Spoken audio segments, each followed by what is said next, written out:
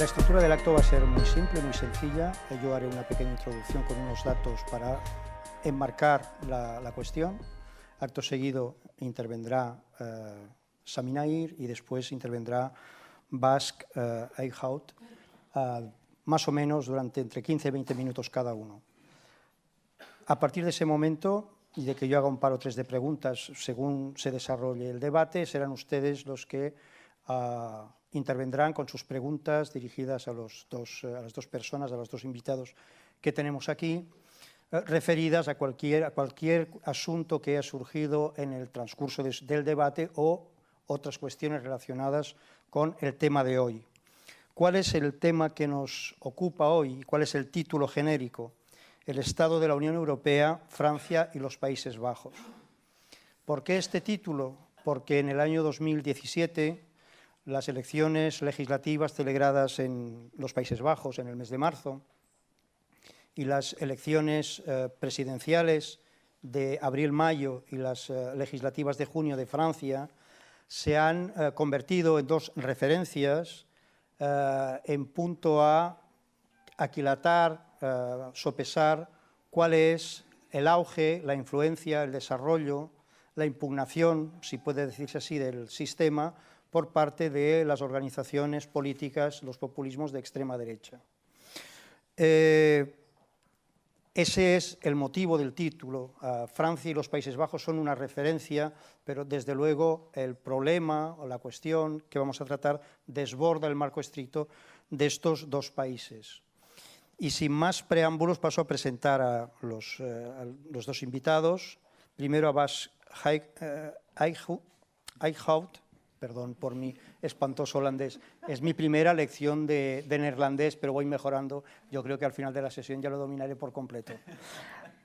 Incluso me puedo presentar de eurodiputado del GroenLink en las próximas elecciones al Parlamento Europeo. Es posible, porque es posible.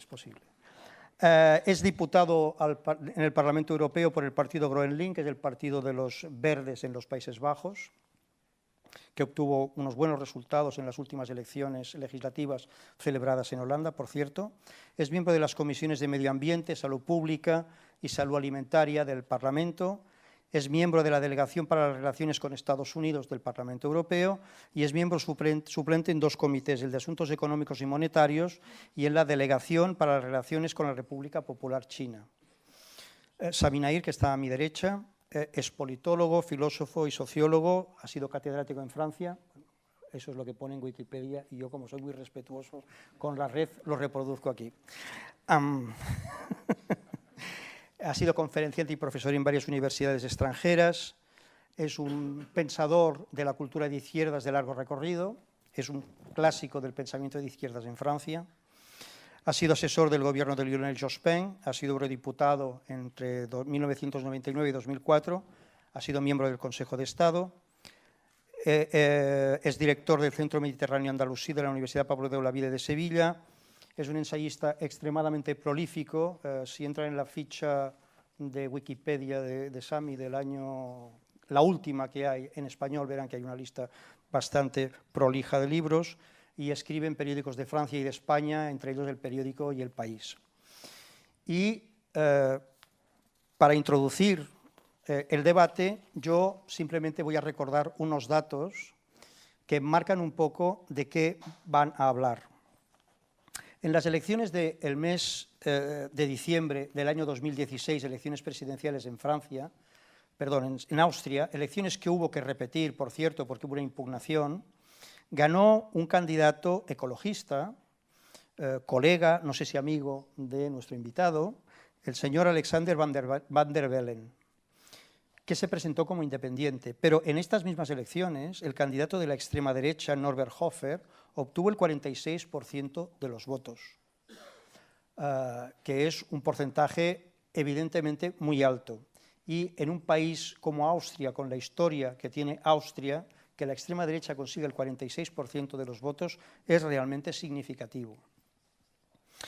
En las elecciones legislativas de los Países Bajos del mes de marzo de este año, el partido del señor Geert Wilders, que como saben es el líder de la extrema derecha populista holandesa, de los Países Bajos. Este partido obtuvo el 13,1% de los votos, es decir, 1.300.000 votos, sobre un total, sobre un censo de votantes o de electores de 10 millones, que no están nada mal, lo cual significó que con relación a las elecciones anteriores, a las legislativas anteriores, el partido del señor Wilders multiplicó por 4 el número de representantes, pasó de 5 diputados a 20 diputados. En las elecciones presidenciales de Francia del mes de mayo de este año, la señora Marine Le Pen obtuvo el 34% de los votos, es decir, obtuvo 16 puntos más que los que obtuvo su padre en las elecciones presidenciales de 2002, que ganó Jacques Chirac. Es decir, hay una diferencia de 16 puntos entre el resultado obtenido por Le Pen padre y el resultado obtenido por Le Pen hija. ¿Eso qué significa? Que si hacemos una simple contabilidad aritmética, aplicamos una simple aritmética elemental, cada año la extrema derecha gana un punto en una elección presidencial. Pasa del 18% en el año 2002 al 34% en el año 2017. Y en las elecciones presidenciales se produjo en Francia un hecho extraordinario, verdaderamente telúrico, que fue la derrota de los partidos clásicos y la victoria por mayoría absoluta de un partido que tenía solo un año de vida, con un programa que más o menos se intuye, pero nadie sabe a ciencia cierta cuál es, y que de alguna forma impugnó el funcionamiento político de Francia de los últimos 30 años. Y en septiembre, después de las vacaciones de verano, hay elecciones en Francia, en Alemania, con una candidatura, la de Alternativa por Alemania, que es también una impugnación desde la extrema derecha del sistema político de Europa, del europeísmo, etcétera, etcétera. Para terminar esta introducción, voy a citar simplemente un párrafo de un editorial publicado por el periódico The Guardian unos días después de las elecciones de Austria de diciembre del año pasado, que dice así: cada elección se convierte en un voto de ratificación, se refiere a cada elección en Europa, se convierte en un voto de ratificación del proyecto europeo a causa del resultado del referéndum en el Reino Unido, que fue en junio del año pasado, y de la efervescencia de los populismos de extrema derecha, enemigos de la Unión Europea. Y más adelante, en el mismo párrafo, dice: la impugnación no cesará. El derechismo europeo ha encontrado una causa común a la que oponerse: Europa. Y sin más, doy la palabra a Sami para que dé su punto de vista sobre si existe esta impugnación, si tiene continuidad, si no la tiene, etcétera, etcétera. Bien, muchísimas gracias, buenas tardes. Quisiera también yo, por mi parte, agradecer a la Fundación Javier Batalla por invitarnos, evidentemente Caixa, la obra social de la Caixa, y siempre he tenido la suerte, digamos, de participar en actos con el apoyo de la obra social de Caixa. Tenéis mucha suerte de tener, digamos, ese tipo de ayuda, porque en Francia estas cosas no existen. Os agradezco entonces por su invitación. Vamos a entrar directamente en el fondo del debate porque veo que no tenemos muchísimo tiempo, o sea que... Bien, hemos establecido una relación aquí, sobre todo en la cita que estás haciendo del Guardian, entre Europa y la extrema derecha y el auge del populismo. Me gustaría reflexionar sobre el hilo de esa idea. Primero, si queremos entender lo que está pasando, tenemos que dejar de lado nuestros sueños, nuestras ilusiones y mirar con lucidez la realidad. La realidad es que los movimientos de extrema derecha no existían antes de la puesta en marcha de una cierta política europea. Es el primer problema. Es decir, que la política europea, tal y como se construyó, está provocando unas reacciones, para bien o para mal, uno puede juzgar, unas reacciones frontales de partes importantes del electorado y de la ciudadanía europea. Primer hecho. Y hay efectivamente una correlación. En Francia, la extrema derecha se desarrolló fundamentalmente como partido político en 1983, después del cambio de la estrategia que la izquierda había elegido y con la que había ganado las elecciones presidenciales, con François Mitterrand, una estrategia de relanzamiento económico, de creación de empleos públicos, etc. Y Francia tuvo que abandonar esa política en 83. Me acuerdo muy bien, trabajaba cerca del poder en aquella época. Mitterrand decía, es una paréntesis. Vamos a abrir la paréntesis liberal y es una paréntesis que va a tardar, bueno, unos 5 o 10 años, pero después volveremos a una política de crecimiento para solucionar los problemas sociales de la gente. Estamos en 2017 y siempre en la misma política. El Frente Nacional no existía en Francia. Era un grupúsculo de extrema derecha, Occident, con Le Pen padre, que se presentó en las elecciones de 1974 y que consiguió 0,74%, es decir, 0. 1983, después del giro, elecciones municipales en Francia, el Frente Nacional aparece como partido. Y empieza su arraigamiento en el tejido profundo político francés. La victoria de la hija ahora, este punto de cada año, no es algo que cae del cielo. Viene de la extraordinaria capacidad con la que he tenido este partido para entrar en el tejido capilar de la sociedad francesa. Porque al mismo tiempo, cuando hemos adoptado esa política, la izquierda, no hablo de la derecha, la izquierda, es decir, mi bando, lo digo claramente, abandonó las clases populares.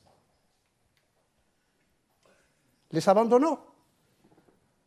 Dejó las clases populares al Frente Nacional, a la extrema derecha, con una política que consistía en decir nuestro objetivo es construir Europa, mercado único, etcétera, etcétera. Está bien, pero sin contenido social. Y cuando se planteó la cuestión en 1986-87 de una carta social, Mitterrand quería la carta social. Thatcher le dijo que no. Podía aceptar la carta social, pero que no sea vinculante. Estamos en la misma situación. Con lo cual, y puedo seguir mi análisis hasta hoy, es decir, cómo hemos pasado del 0,74% al 33%. 34%. Es una evolución imparable. Y es una evolución imparable que refleja una crisis profunda de la sociedad, que refleja una desestructuración profunda del sistema social. Para decirlo en una palabra, hemos pasado de naciones y estados protectores con políticas sociales de protección que podían poner en marcha porque tenían el control de su presupuesto, el control de su déficit público, el control de la inflación, más o menos, para llegar en una política en la que los estados han perdido el control del presupuesto, el control del déficit público y no pueden actuar sobre, digamos, la inflación porque el Banco Central, el Pacto de Estabilidad se encarga de eso. Con lo cual, hemos creado un sistema en el que en realidad los mecanismos fundamentales que podrían permitir a los estados europeos acompañar la necesaria, extraordinaria, porque es un sueño extraordinario Europa, acompañar ese proyecto con políticas sociales activas o proactivas, hemos dejado eso a una comisión, no quiero culpar a la comisión, a una comisión cuyo único objetivo es el pacto de estabilidad. Han integrado la palabra crecimiento, pero es una palabra que adorna las políticas concretas. No hay absolutamente ninguna inversión de la que podemos hoy ser verdaderamente orgullosos y decir, eso lo estamos construyendo en nombre de Europa. Es la primera cosa. Segundo elemento, y ahora entramos en un terreno mucho más problemático. Es muy fácil enfocar las cosas únicamente sobre la extrema derecha. Hay una gran diferencia entre la extrema derecha y el populismo. La extrema derecha es populista, pero el populismo puede existir sin la extrema derecha. Macron, por ejemplo, ha ganado las presidenciales con una política populista. ¿Qué dijo Macron? Dijo, yo no soy de derecha y no soy de izquierda, no tengo partido. Lo creó rápidamente para, estar ahí, pero no tengo nada. Eso es el populismo en el sentido tradicional de la palabra, tal y como De Gaulle, en 1958, se presentó como el salvador populista de una Francia en crisis. Hay un populismo de izquierda, hay un populismo de derecha. La derecha francesa es populista. Siempre ha sido populista. La nación, el pueblo, la grandeza, etc. Eso es populismo. Lo que caracteriza el populismo es definir la lucha entre dos polos. Nosotros el pueblo y los otros las élites que no son el pueblo. Gente que aprovecha, explota, etcétera, etcétera, pero no es el pueblo. Esa idea es una idea, general ahora en Europa. Y siento, pero cuando veo, por ejemplo, el sistema electoral en Italia y cuando veo cómo funciona el sistema, italiano, Renzi ha hecho una campaña populista. ¿Qué es lo que caracteriza a la extrema derecha fundamentalmente? Lo que la caracteriza es una concepción muy particular de la nación, regresiva, es decir, una concepción étnica, al fin y al cabo, de la nación, una concepción de la homogeneidad, es decir, todos sobre el mismo padrón, y al mismo tiempo, y eso es muy importante, una concepción social. La extrema derecha tiene un programa social. Y la extrema derecha francesa se ha vuelto importante por su programa social. Si se escucha hoy los discursos de Marine Le Pen, hay un ejercicio muy interesante que hacer. Es comparar este discurso en cuanto a su contenido social con el discurso de Georges Marchais, el secretario general del Partido Comunista francés en los años 70-80. Igual, absolutamente igual. Marchais decía, queremos producir franceses, no queremos, producir con las inversiones españolas o americanas o yo no sé qué, queremos un pueblo unido, etc. Exactamente el mismo discurso, con la misma problemática del Estado social. El fascismo, la extrema derecha, siempre ha tenido un programa social, siempre. Los fasci en Italia, en 1921, cuando Mussolini ganó con un programa social. Cuando Hitler ganó en Alemania, ganó con un programa social. En las elecciones de 1930, el partido nazi no representaba nada. 3 años después ganaban las elecciones legislativas con un programa social, porque la extrema derecha organizó el apoyo social a la gente en situación de paro, etcétera, etcétera. No digo que la cuestión social es la única cosa que puede explicarlas. Hay muchas otras variables. Hay una variable identitaria, clara en el caso de Francia, Es decir, es un país que tiene una cierta idea de sí mismo, es un país que tiene una concepción de la nación, es un país en el que hay una nación, un Estado, un idioma, una bandera, un pueblo, y no hay diferencia dentro. Eso es la herencia de la Revolución Francesa. Desde 1789 es así. O sea que y eso se consiguió evidentemente, se consiguió con la espada, no se consiguió con las armas. O sea, ha sido un trabajo de destrucción de las diferencias en Francia. Bien, pero estamos en ello ahora, es eso. Entonces, un programa social, eso es lo que caracteriza ahora a la extrema derecha. ¿Por qué Marine Le Pen no pudo ganar? Hay que volver a las cifras. Las cifras son las siguientes, es muy importante. Ella llegó en la primera vuelta de las presidenciales con 22%, Macron con 24%, 2 puntos de diferencia. 2 puntos. Y en la segunda vuelta, él 67, ella 36, pero en Francia, frente a la extrema derecha, cualquier candidato, bueno o malo, gana frente a la extrema derecha. O sea, el score de Macron no era bueno. Y además, con casi 50% de abstenciones y 57% de abstenciones en las legislativas. La situación es muy frágil, es muy difícil, más allá del discurso que los medios están desarrollando, Europa y todo eso. Eso no, es mucho más complejo. Y estamos en un momento, digamos, de discusión, negociación. El próximo jueves, dentro de una semana, el 4, tendremos el discurso de política general del primer ministro, Philippe. Veremos lo que va a proponer. Pero el pueblo francés ahora está dubitativo.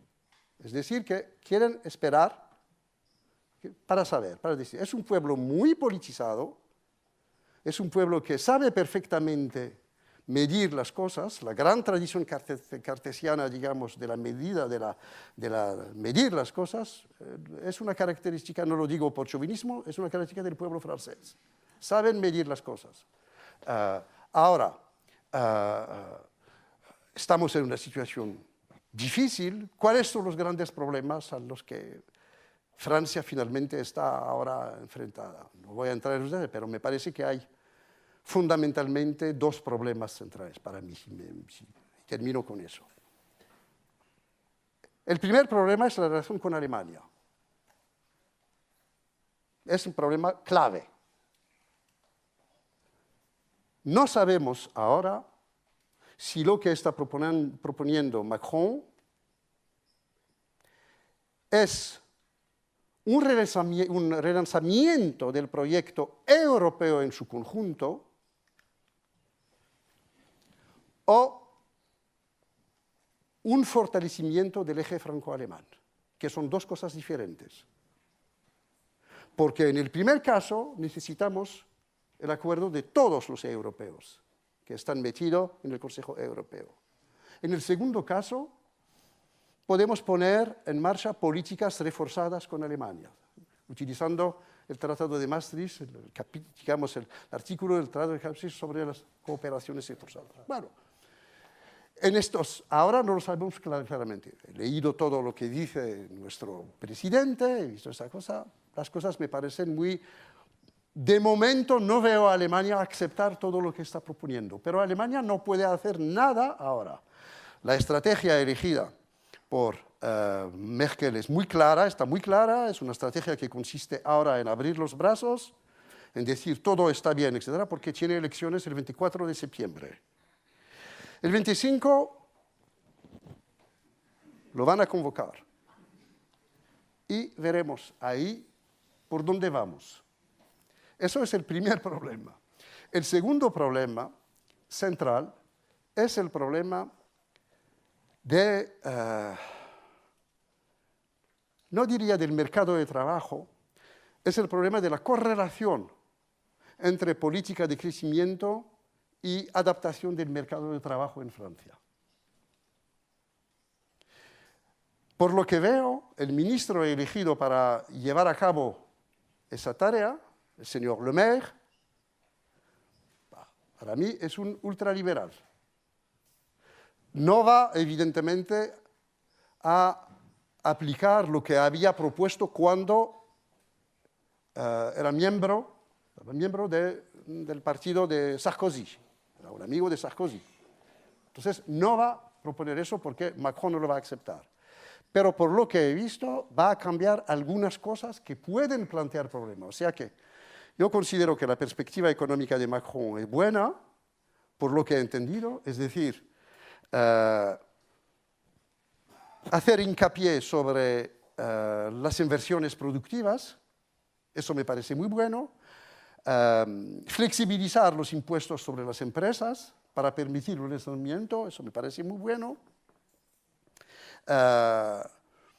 favorecer evidentemente el consumo y castigar las inversiones, digamos, de renta, eso es muy bueno económicamente hablando, muy bueno en el sentido de que puede relanzar la máquina económica. Ahora, ¿cómo hacerlo? Es el problema del método. ¿Qué método van a utilizar? No sabemos, pero hay una cosa, y termino con eso, de la que estoy absolutamente seguro, es que el pueblo está observando, la extrema derecha está en acecho, y puede que lleguemos a una situación positiva, pero también puede que tengamos unas otras elecciones, pero en la calle. Sami ha dicho varias cosas interesantes, yo las voy a resumir muy rápidamente para dar paso a Bas. La primera cosa que he dicho es que tenemos que dejar a un lado nuestros sueños, que es un inicio no muy optimista, por cierto, y un poco deprimente, pero en fin, no vamos a recurrir al diván del Dr. Freud. Ha dicho algo que no es pesimista porque es realista. Un pesimista es un optimista informado.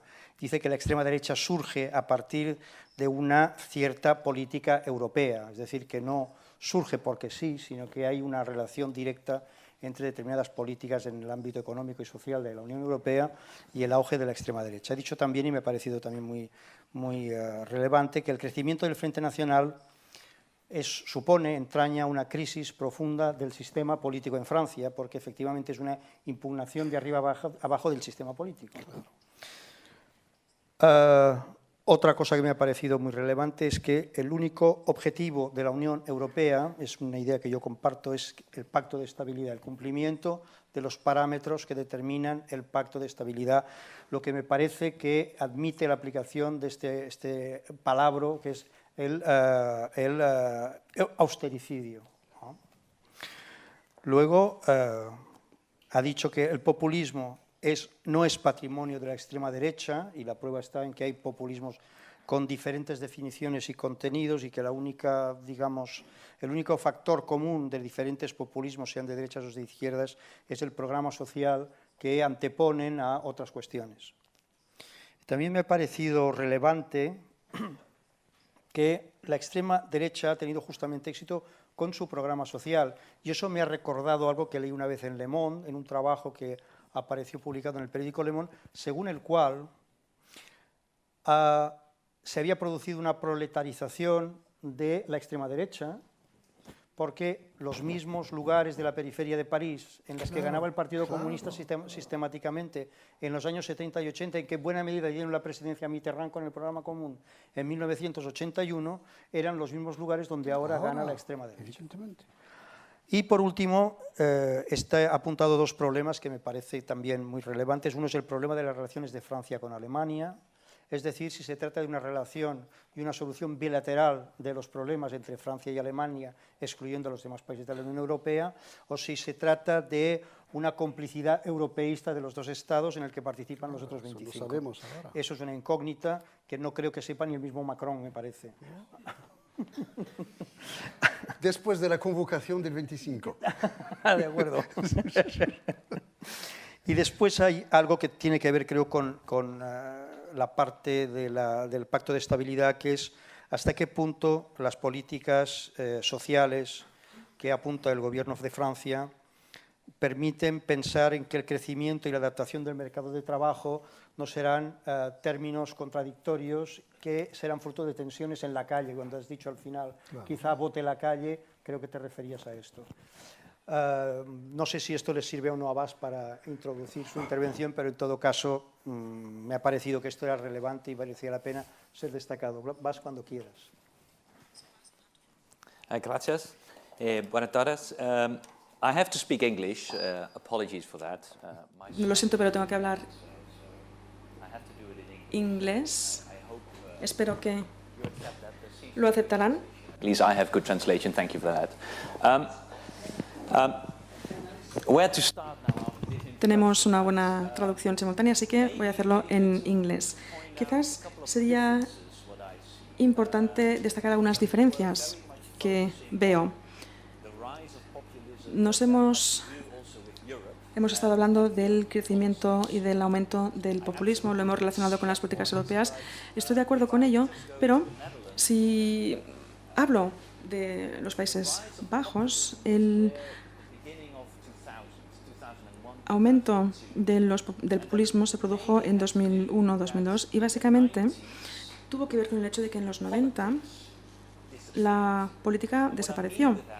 Y lo que quiero decir con ello es que la política debería ser una confrontación de visiones, una confrontación de diferentes ideas sobre la sociedad. Y los partidos de centro, los demócratas cristianos y los socialdemócratas, podemos utilizar diferentes nombres para definirlos, pero bueno, son estos partidos políticos de centro, pues más o menos se pusieron de acuerdo sobre cuál era la principal dirección que se tenía que adoptar después de la caída del muro. Y más o menos fue el viento de la democracia liberal, así es como se llamó. E incluso se le llamó el final de la historia en el 89. Dijeron, ahora la democracia liberal ha ganado y esto significará el gran desarrollo del mundo. Rusia se va a desarrollar como una democracia liberal y el mundo se va a convertir en un lugar mejor. Y este fue el momento también en el que, sobre todo, la socialdemocracia cambió sus políticas en diferentes países. Blair en el Reino Unido, Schröder en Alemania, también en los Países Bajos, nuestro primer ministro Koch dijo literalmente: voy a un poco sacudir mis propios ideales, así que ya no voy a estar gobernado por ideales, sino que voy a regirme por el pragmatismo. Vamos a avanzar y esta liberal democracia es la dirección que tenemos que seguir. Esto fue cuestionado en el año 2001. Peter Van, que de hecho se escribió sobre él, en Países Bajos fue esta persona quien lo representó, fue el quien dijo: todo esto es un desastre. Todas las élites políticas actuales, fue uno de los primeros políticos que utilizó el término élites, no saben lo que le importa a la gente, entonces toda esta política significa nada. Y luego fue asesinado. Le dispararon en 2002, lo cual obviamente sacudió a la sociedad. Cuando un político venga de donde venga, cuando se le asesina, esto es un shock para la sociedad. Y puedo decir que los Países Bajos probablemente fueron uno de los primeros países en Europa que realmente estuvieron un poco perdidos, no sabían dónde ir. Y luego vimos durante una década, desde 2002, vemos más o menos dónde estamos ahora. Obviamente, además de todo esto, la impopularidad de Europa también ha jugado un papel, lo veo claramente, pero para mí Europa es más un símbolo de una política que se va reproduciendo, que no podemos cambiar. Si la gente tiene una sensación que ya no controlamos, es la sensación sobre Europa. ¿Por qué? Europa ha crecido, ahora tiene 28 Estados miembros y siempre es, digamos, un punto medio, siempre hay que encontrar el punto medio. Es como si fuera un Titanic que está dirigiéndose hacia el iceberg y si quieres cambiar la dirección, cada cambio es muy lento, es terriblemente lento. Entonces la gente piensa, bueno, quizás tengo que saltar del barco en lugar de dirigirme contra el iceberg. Podemos preguntarnos si es la mejor estrategia o no, pero es una sensación lógica de las personas que tienen la sensación de que Europa ya no les está protegiendo. Y creo que al final es la insatisfacción de los partidos de centro que han perdido un poco su ángulo político y han perdido un poco la diferenciación. Y creo que todos podemos reconocerlo. Tenemos la sensación de que lo que voté, nada va a marcar la diferencia. Si voy a votar, ¿qué va a marcar la diferencia? ¿O va a marcar la diferencia realmente si voto una cosa u otra? Y creo que esto también, y se ha mencionado los Estados Unidos, pero para mí es la principal razón de la popularidad de Trump. No es porque las personas estén de acuerdo con él, sino porque al menos es distinto. Al menos está haciendo las cosas de una forma diferente de lo que los demás le aconsejarían hacer. Está siguiendo una dirección completamente diferente de la que podríamos esperar.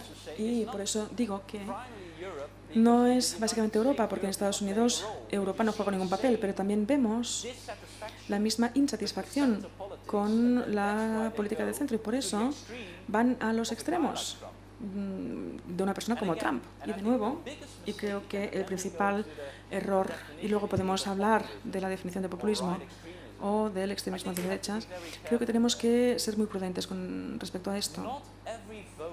No todos los votantes de Trump o de Le Pen o de Wilders son racistas o son realmente extremistas de derechas. Obviamente, pero es importante decirlo, lo sabemos, pero hay que señalarlo, porque las personas a veces sienten, tengo que hacer las cosas distintas, tengo que votar una alternativa y solo hay una alternativa y, desgraciadamente, es el extremismo de derechas. Y si le preguntas a las personas, ¿estás de acuerdo con todo lo que proponen? La respuesta siempre es no. No. Y probablemente, y a menudo también dicen, bueno, es que tampoco estoy de acuerdo con lo que representan, pero al menos es un sonido distinto. Está sacudiendo el sistema. Y esto es lo que hace que muchas personas les voten. Quieren realmente cambiar el sistema. Y esto nos lleva un poco a la pregunta de ¿dónde estamos ahora? ¿Y qué podríamos aprender? Esto me lleva a las elecciones en los Países Bajos. En marzo, habiendo observado que en mi país desde el año 2001 los populistas estaban obteniendo de un 10 a un 15% de votos siempre, y bueno, se desviaba un poco, pero tampoco no hubo un gran ascenso del populismo.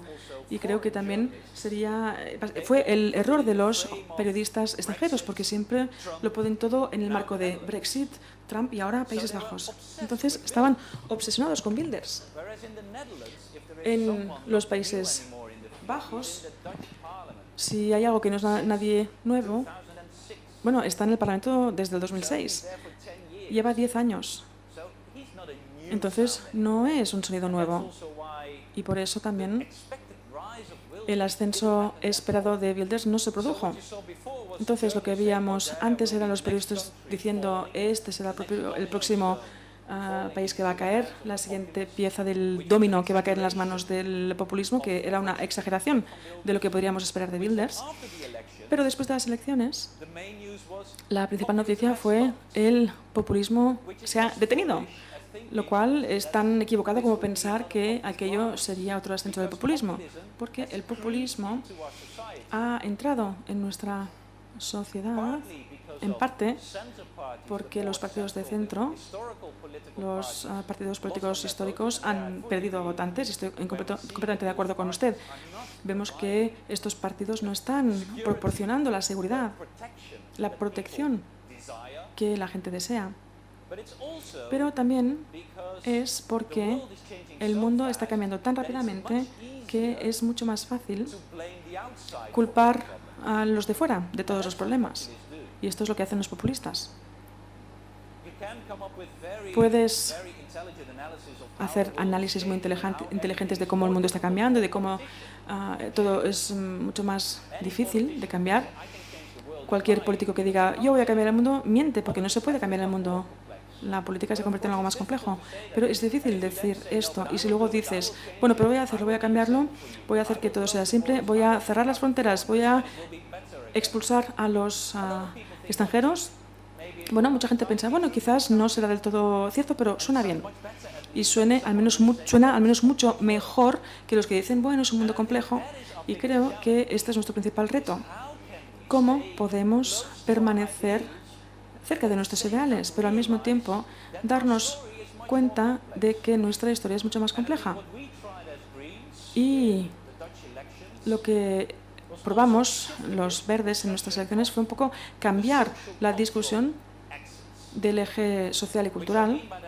Lo que quiero decir con ello es que esto es lo que les gusta hacer a los populistas. Siempre enmarcan cada debate político en un debate cultural, porque entonces puedes fácilmente culpar al Islam, a los extranjeros, por las cosas que no funcionan.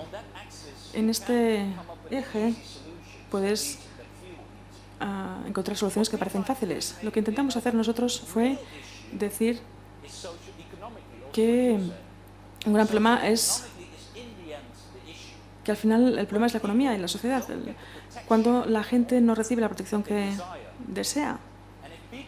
Este es el problema real. Y si la gente no siente la protección, la gente es susceptible de caer en manos del enemigo de ambos lados, el enemigo cultural. Y entonces ya no podemos nada que ganar como partidos progresistas, porque en este eje cultural es difícil ganar. Tenemos que cambiar el debate para que sea económico. Pero también tenemos que tener en cuenta esta parte cultural. Y creo que lo que intentamos hacer fue,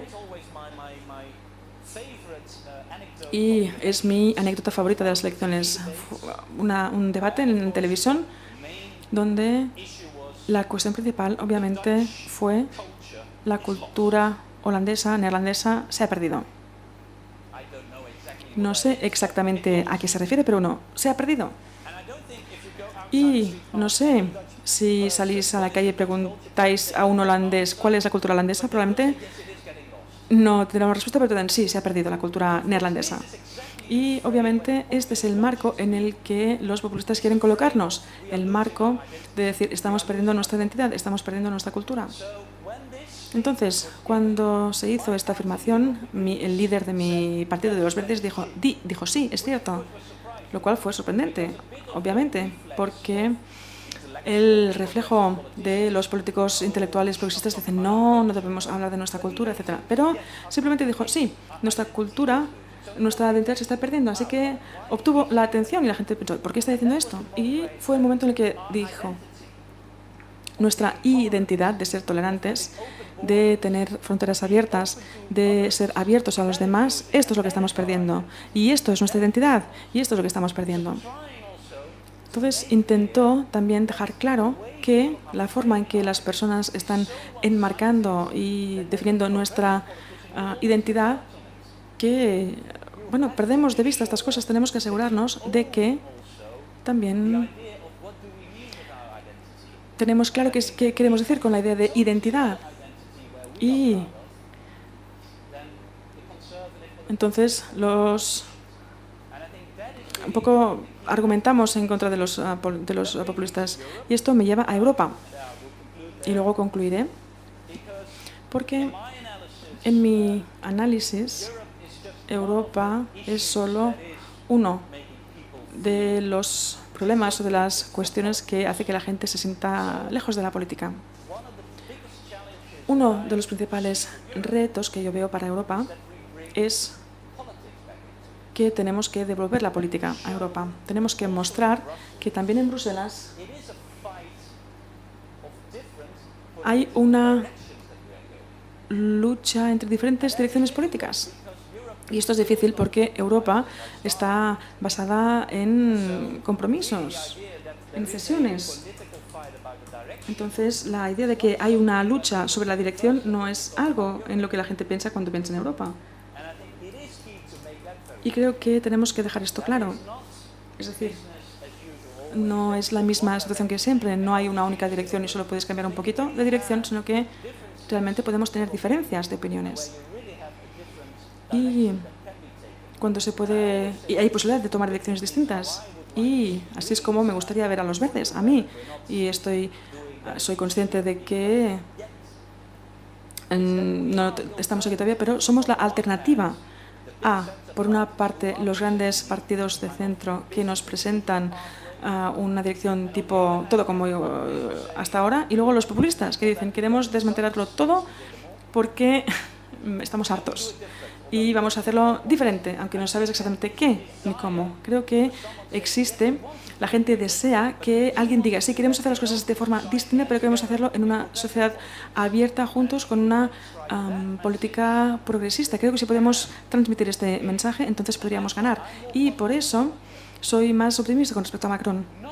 No porque piense que será el salvador de Europa, se le ve demasiado como un salvador, y cuando a alguien se le encumbra demasiado puede caer muy rápido. Entonces, bueno, tiene que demostrar qué puede hacer y qué no. Pero pienso que en la sociedad francesa ha dado la sensación de que hay una alternativa fuera de los partidos de centro y de Le Pen. Y esto era muy necesario en Francia. Así que veamos qué va a hacer, a ver qué dará este eje franco-alemán, pero al menos ha demostrado que hay una alternativa en comparación con los partidos normales y Le Pen. Y esto es algo que encuentro muy importante. Y ya solo por eso estoy contento con Macron. Pero ahora, bueno, tiene que demostrar lo que puede hacer. Amén. Amén. Amén. Creo que Bas ha explicado muy bien, digamos, desde un punto de vista histórico, de dónde surge el populismo que ahora conocemos, a partir de 1989, desde luego de la década que sigue a 2001-2002. Y me parece relevante dos cosas que ha dicho. Una es la extrema derecha, y Trump en concreto ha dicho, ganó las elecciones y le votaron porque era algo diferente. Era diferente a algo que ya se conocía, a lo que ya se conoce, que es este núcleo de partidos centristas que más o menos han gestionado la política del mundo, en el mundo occidental desde el final de la Segunda Guerra Mundial. Y me parece otra cosa interesante, muy interesante que ha dicho él, que es el debate cultural y la consideración de la cultura, digamos, no primigenia o no original como un enemigo cultural. Y esa idea, que me ha parecido muy interesante y muy relevante y digna de subrayarse, de que efectivamente, en el caso de los Países Bajos, la cultura de los Países Bajos está en crisis, porque la cultura de los Países Bajos ha renunciado a factores, elementos tradicionales de la cultura de los Países Bajos. Por ejemplo, el hecho de que en Europa los Países Bajos tradicionalmente han sido considerados una sociedad no abierta, extremadamente abierta. Y frente a esta tradición, que se remonta desde luego a los años 60 y a los años 70 y que ha llegado Siglo hasta... XVI. Bueno, en el siglo XVI. Entonces iban con chambergo y los barcos iban a vela y aún no habían construido los polders. Pero, ¿es verdad o no? En el siglo XVI no había polders. Por eso echaron los españoles. Echaron los españoles. Corramos un estúpido velo. Pues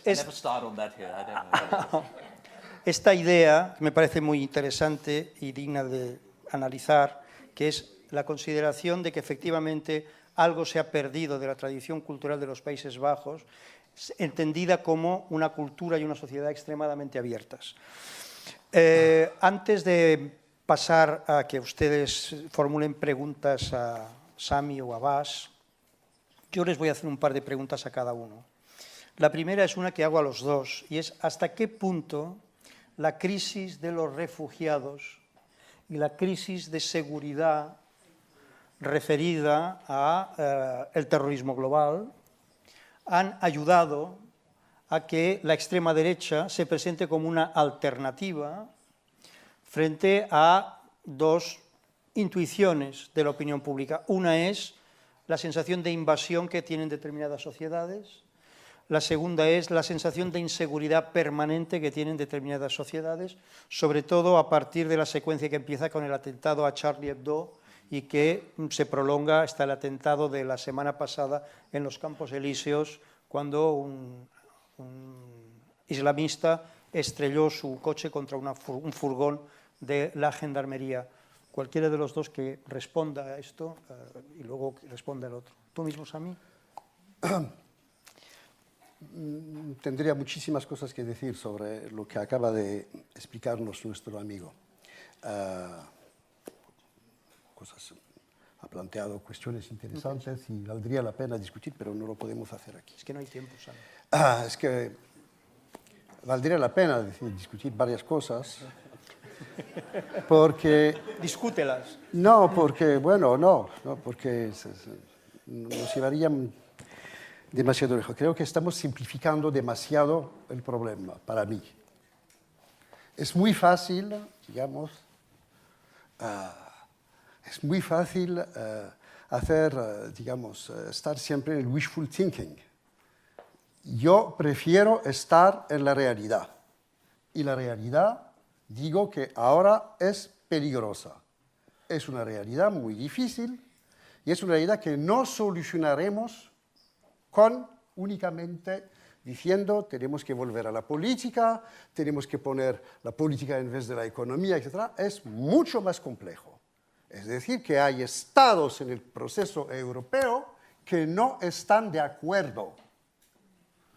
Hay pueblos europeos que han demostrado cada vez que se organizó un referéndum que no querían la Constitución Europea. Francia, Holanda, Irlanda, Dinamarca han dicho que no. Y no hemos escuchado a esos pueblos y hemos adoptado un Tratado de Lisboa, yo comparto muchas cosas del Tratado de Lisboa, que va en contra del deseo de los pueblos y lo estamos siguiendo aplicando. La realidad es mucho más compleja. Ahora, ¿por qué todo el proceso está bloqueado? Está bloqueado porque el eje franco-alemán está bloqueado. Sin Francia, Alemania no puede tener una gran política y sin Alemania, Francia no puede tener una política. Y este problema es el problema de todos los presidentes franceses desde Chirac, desde el Tratado de Niza. Yo estaba en el Parlamento Europeo en la época de la adopción del Tratado de Niza. Chirac nos invitó en su despacho y nos explicó las diferencias fundamentales que había entre nuestra postura, la postura de Francia y la postura de Alemania. Pero tuvo que aceptarlo porque había el problema de la integración de los países del este, y en particular de Polonia, que ponía condiciones muy, muy duras. Bien, hay un problema, el sistema, y en este vacío institucional, el hecho de que no supimos, digamos, construir una Europa política en el sentido de que sea una Europa no federalista, porque eso es no para mañana. Dentro de 4 o 5 siglos puede, pero ahora no. Es imposible, porque las contradicciones no se pueden. No hay un pueblo europeo, hay 28 pueblos europeos, hay idiomas diferentes, culturas diferentes. Ese sueño hay que dejarlo de lado. Pero una Europa, digamos, sui generis, con un sistema político, con una cabeza política, con un sistema económico que tenga, digamos, una verdadera orientación. Hemos construido un sistema en el que, por un lado, la Comisión elabora directivas y los aplica. No sabemos de dónde vienen las propuestas. Sí, los que trabajan sobre el asunto saben de dónde vienen. Saben cuáles son las multinacionales que están trabajando ahí para hacer adoptar unas directivas y para que nosotros en el Parlamento Europeo adoptemos eso. Tenemos un Consejo Europeo. El Consejo Europeo no puede trabajar seriamente. Con 28 jefes de Estados no puede trabajar seriamente. E incluso el Consejo del Euro tiene muchos problemas. Entonces no hemos pensado el concepto institucional, lo hemos abandonado. Y a partir de eso, En este abandono, ¿qué pasó? Hay un dicho francés que dice, la nature a horreur du vide. La naturaleza tiene horror para el vacío. El vacío ha sido ocupado por la Comisión de Bruselas y por los tecnócratas y por toda esa gente que llenaron con sus propuestas el proyecto europeo. Bien. Volvemos a la cuestión. Es un debate muy... agradezco a nuestro amigo por haberlo planteado, porque es un debate muy profundo y tendremos que tenerlo, porque no hay otra solución. Lo tendremos a nivel europeo y tendremos que zanjarlo definitivamente, saber qué queremos. Ahora, la cuestión de los refugiados, de la inmigración, del terrorismo, no hay que mezclar todo. Son cosas diferentes lo que está pasando con los que están haciendo los atentados, de terroristas, del ISIS, yo no sé qué, su sistema de movilización, sus creencias son muy particulares, etc. Es una cosa. La cuestión de los refugiados y la cuestión de la inmigración. Creo que sí hay un problema fundamental. El problema de la identidad de la sociedad europea lo formulo de la manera siguiente, de las naciones europeas. Estamos pasando de unas naciones homogéneas, tanto étnico, cultural y de sistema de usos, a una sociedad heterogénea en un proceso de transición para construir una nueva homogeneidad. Me explico. Con la diversificación, con la diversidad extraordinaria del tejido étnico europeo hoy. Es decir, que la ciudad, cuando uno viaja en Londres, puede ser una ciudad, digamos, que podéis encontrar en Asia o en Estados Unidos. Son ciudades diversas étnicamente, ciudades con culturas, con religiones diferentes, etc. Y eso sí que plantea, salvo a los más cultos, salvo a nosotros que estamos, nuestro oficio es intentar entender lo que pasa, pero que plantea realmente problema a la gente. Porque la gente dice, no entendemos. ¿Por qué? Tenemos que compartir lo que somos con todo eso. Es totalmente reaccionario, sabemos, pero la realidad está ahí. El problema de la diversidad en Europa es un problema que sigue, digamos que hoy en día, es un problema clave. Y digo, si no sabemos gestionar ese problema, ahí el Frente Nacional y las guerras civiles minoritarias se van a desarrollar en Europa. Es decir, ¿cómo podemos a la vez defender en la tradición holandesa la diversidad, la tolerancia, la apertura, la mano tendida hacia el otro, y al mismo tiempo la necesidad absoluta para cada nación de tener una visión coherente de sí misma, una visión cohesiva de sí misma, para poder construir lo que llamo el nosotros común? Para poder decir, él es negro, él es amarillo, él es moreno, yo no sé qué, y pertenecemos a la misma nación, pertenecemos a la misma Unión Europea. ¿Qué tipo de valores comunes tenemos que reconstruir hoy cuando sabemos que hay debates, civilizaciones muy importantes dentro de la sociedad europea? Nuestra concepción, por ejemplo, nosotros en Francia, de manejar la religión no es la de los españoles, lo de los italianos, lo de los... Y tenemos que encontrar una solución.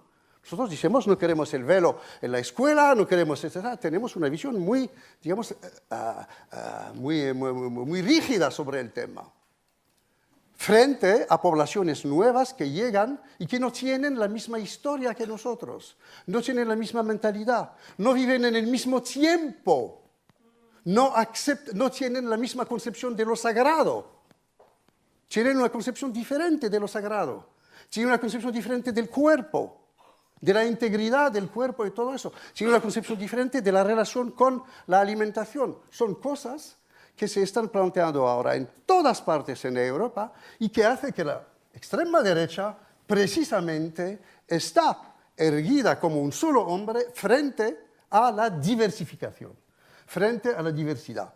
frente a eso. Y tenemos que elaborar, digamos, unos valores, porque nuestros valores no bastan. Todo el mundo te dice, sí, yo también soy tolerante. Por supuesto soy tolerante, pero tengo vecinos aquí que son africanos, que me ponen música hasta las 4 de la mañana, que matan su cordero aquí, o yo no sé qué, y no puedo vivir con eso. Es la realidad de millones de gente. Entonces, tenemos que trabajar las mentalidades. Tenemos que, primero nosotros, articular la idea de respeto a la diversidad y la idea de valores comunes. ¿Cómo podemos encajar todo eso?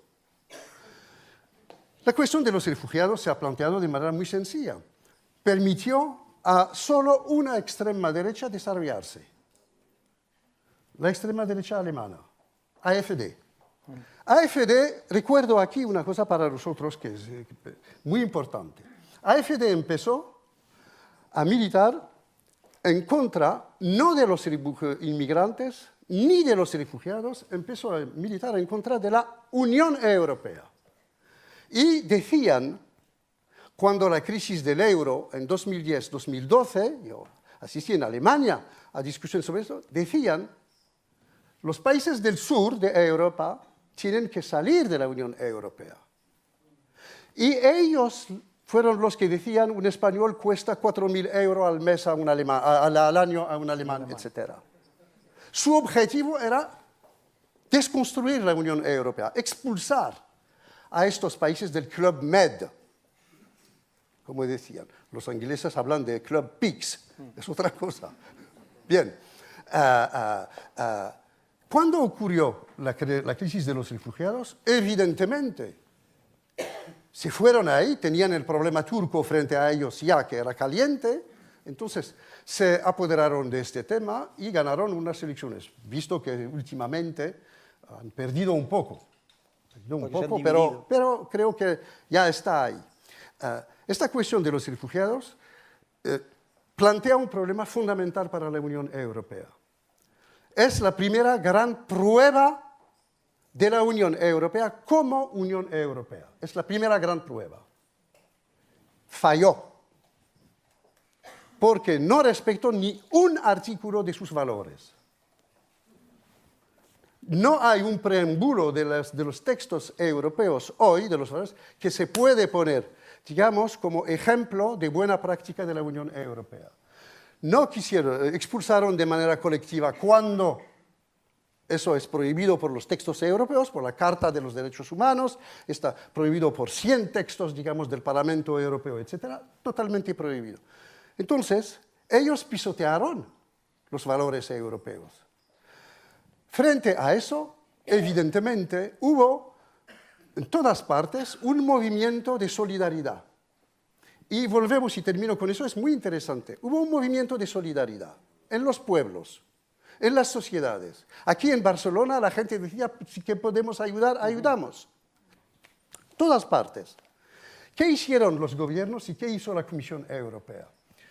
Bien, la Comisión Europea, con 4 millones de refugiados, ha decidido acoger 160.000. 4 millones. Segundo, 160.000 en el marco de 2 años. Ahora somos en 2017, es el segundo año. Más de 2 años, el segundo año, hemos acogido a 17.000. Nivel europeo. No hablo de Alemania, que ha decidido actuar fuera del marco europeo, por razones muy particulares. Y puedo citar, digamos, han decidido tener un pacto con Turquía. Turquía ahora está en una relación de regateo. Te doy y me das.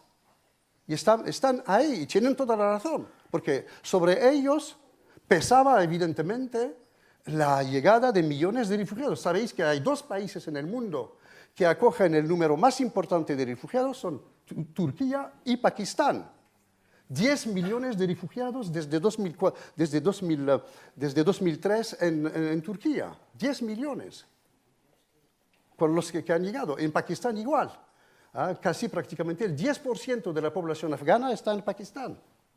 O sea que estamos frente a una situación en la que en realidad la Unión Europea, frente a este reto terrible que han sido los refugiados, no supo, digamos, contestar, y ahora estamos en una batalla entre los países del este y nosotros.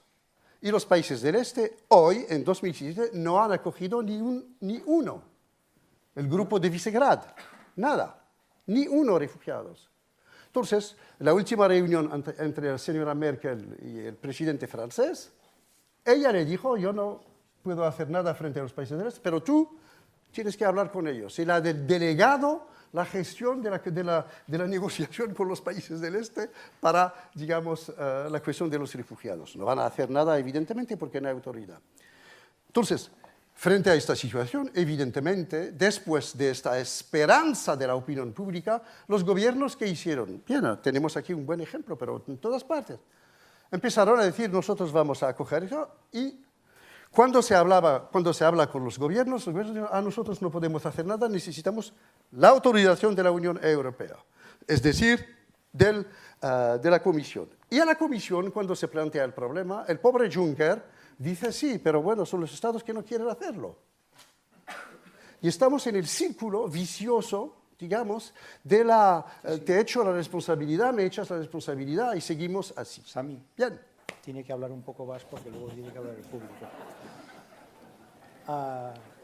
Sé breve, por favor. I'll be brief. Seré breve. Intentaré serlo. Ahora, bueno, podría decir muchas cosas. Creo que tengo una visión fundamentalmente distinta sobre Europa, sinceramente. Y tiene que ver con una cierta simplificación de que cuando se dice que Europa solo está para las grandes multinacionales, lo cual no es cierto.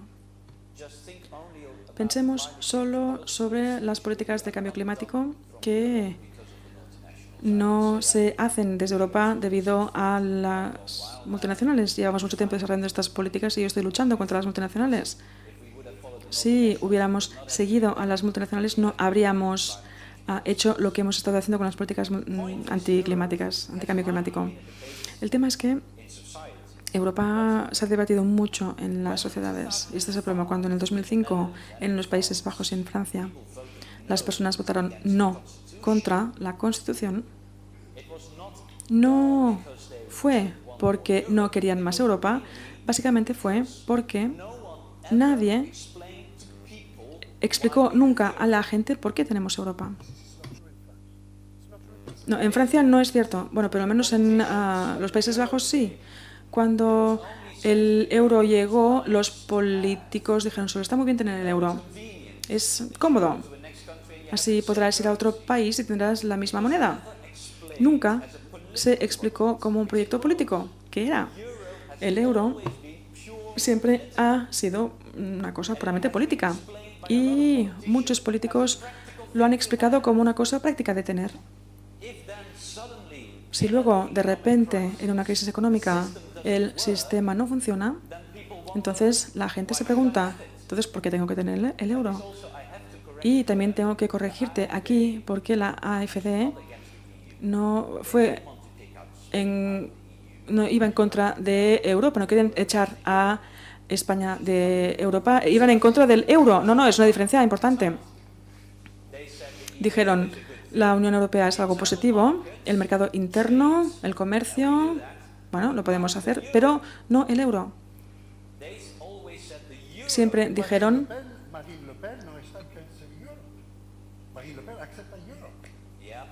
Marine Le Pen acepta Europa. Bueno, sí, al final cambió un poco. Y sabía que esto no lo hacía muy popular en Francia, pero también abandonó esta idea al final de las elecciones porque sabía que nunca obtendría la mayoría y tampoco le funcionó. Pero bueno, el euro, para mí, hay un gran problema en el euro y es que estamos intentando combinar diferentes economías dentro de una moneda sin tener las herramientas políticas realmente para hacerlo. Y esta es la falta de voluntad política para pensar realmente en cómo podemos realmente manejar el euro. Por eso, la discusión es la gobernanza económica. No puedes tener una moneda sin políticas económicas comunes, no se puede. Pero en mi país esto es un tabú, es cierto. Y es un tabú, un poco menos, pero sí, en Alemania. Y este será el debate interesante que pasará con Merkel y Macron. Pero esto no se va a producir antes de septiembre, seguro, porque si ahora en Alemania empiezas a hablar de la gobernanza política, es un suicidio político. Entonces nadie lo va a hacer ahora. Pero después de septiembre ya veremos. Porque una cosa que realmente molestó en Alemania fue AfD, porque en la sociedad alemana siempre pensaron que no son vulnerables al populismo. Había esta fuerte creencia en Alemania de que el populismo era algo de Francia, Austria, Países Bajos, Reino Unido, pero nunca Alemania. Y luego apareció la AfD y empezaron como un partido anti-Europa, pero esos profesores fueron expulsados del partido porque eran demasiado difíciles. Les expulsaron y su lugar lo ocupó gente con una agenda más fácil. Fue el Islam. Y luego fueron en contra del Islam. Y luego apareció la crisis de refugiados. Y la crisis de los refugiados fue un activo brillante para que estos partidos pudieran crecer. Porque habían estado trabajando en este eje cultural, creando inseguridad en la sociedad. Y luego, de repente, llegó la crisis de los refugiados. Y por eso, durante la campaña del Brexit, Farage y UKIP utilizaban fotografías de estos éxodos de personas como una especie de amenaza. Están viniendo a vuestras ciudades. Y esto galvanizó realmente su popularidad. Y creo que, de nuevo, lo que hemos hecho mal probablemente es que no nos hemos tomado esta inseguridad lo suficientemente en serio y sigue siendo un gran problema. Por eso también vemos esta división en nuestras sociedades. Es nuestra principal preocupación, esta gran división, lo que vemos en el Reino Unido. 50-50. Lo hemos visto en Austria, pero lo vemos en Francia, lo vemos en los Países Bajos. Es una sociedad que está dividida casi a la mitad y cada vez más el nivel educativo es donde se encuentra la división. Y la política élite, y utilizo esta terminología, lleva demasiado tiempo sin tener en cuenta o tomarse en serio las preocupaciones de la parte menos educada. Un poco hacían, bueno, ya haremos algunas políticas económicas y ya estarán contentos. Y por eso, y me encanta cuando la gente dice que los Países Bajos eran muy tolerantes. No, éramos ignorantes, que es completamente distinto. No somos tolerantes, somos ignorantes. Nos va bien todo lo que hagáis, siempre y cuando no me molestéis. No sé si esto es ser tolerante, esto es ser ignorante.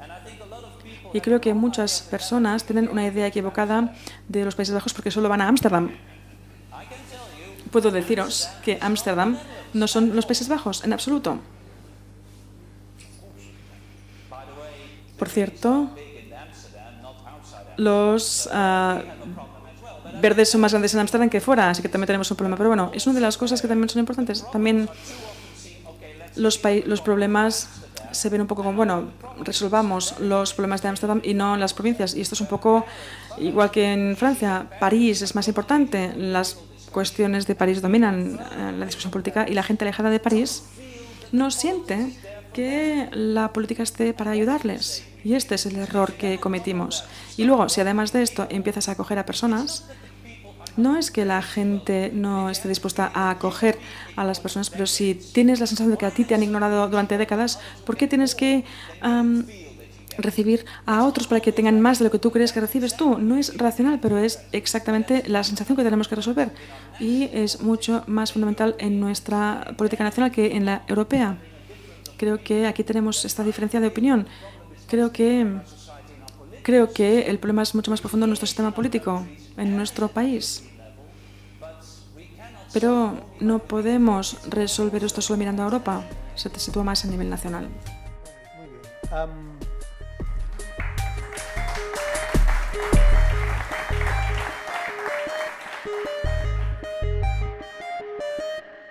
Obra social La Caixa, l'ànima de la Caixa.